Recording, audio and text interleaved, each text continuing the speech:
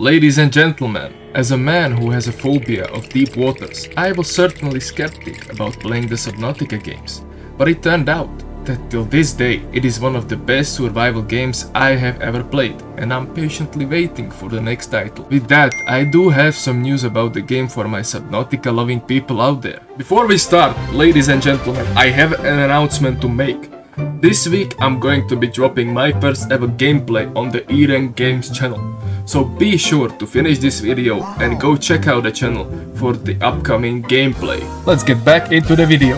Krafton, the company that owns Unknown World Entertainment, the developers of Subnautica, just published 4Q 2023 financial report. The financial report included upcoming projects, and among those we saw Subnautica 2, which I assume is the operative title of the game for now. The description of the game is written in bold letters saying multiplayer sequel to the original IP, which is really amazing. Then they mentioned that it's going to be powered by Unreal Engine 5 and it's going to be a 1 to 4 player co-op game, and that is incredible, my friends. Something that most people focused on was that game as a service model. Now, the wording here is weird, but it would not be such a problem since not many people are going to see the financial report now. But here comes my beloved IGN with a loaded catapult ready to shoot your hopes from the top of the mountain into the abyss of despair with their post on Twitter. The message on Twitter said that Subnautica 2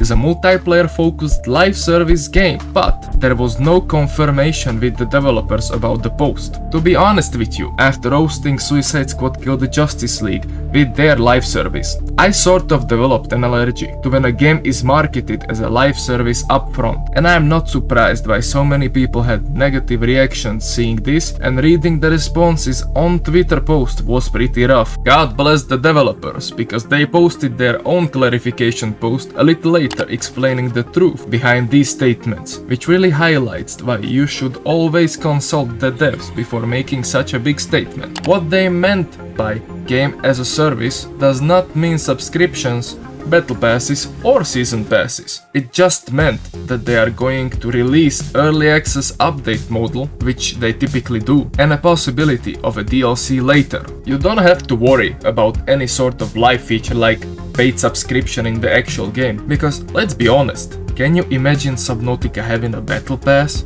Could you grind levels with killing f***ing leviathans? Of course not. Devs also confirmed that the early access is not coming in 2024, but we will at least get new information about the game, which is also super exciting. And lastly, even when it was stated as a multiplayer focused game, co-op will be a part of the game, but it is entirely optional, so if you want to dive into the game alone, no one will stop you. As an attachment to this news, we got two screenshots. One pretty small in the financial report, which is not accessible anymore, and the second picture on the official Subnautica on Twitter, with a confirmation that this screenshot was taken in the engine. It is a very early state for the game, so we should not be basing too much off of it, but in my opinion, the game already looks amazing from the screenshots. You really see a step up in the graphics, thanks to the Unreal Engine 5, and God bless, they retained the original look of the game, not making it a totally different experience. This does look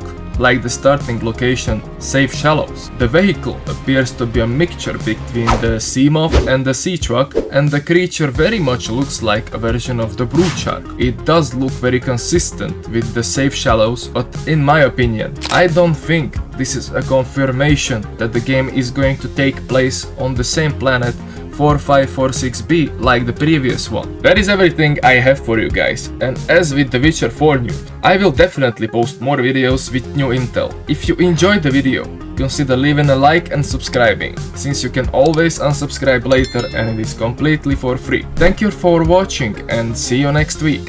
Bye bye.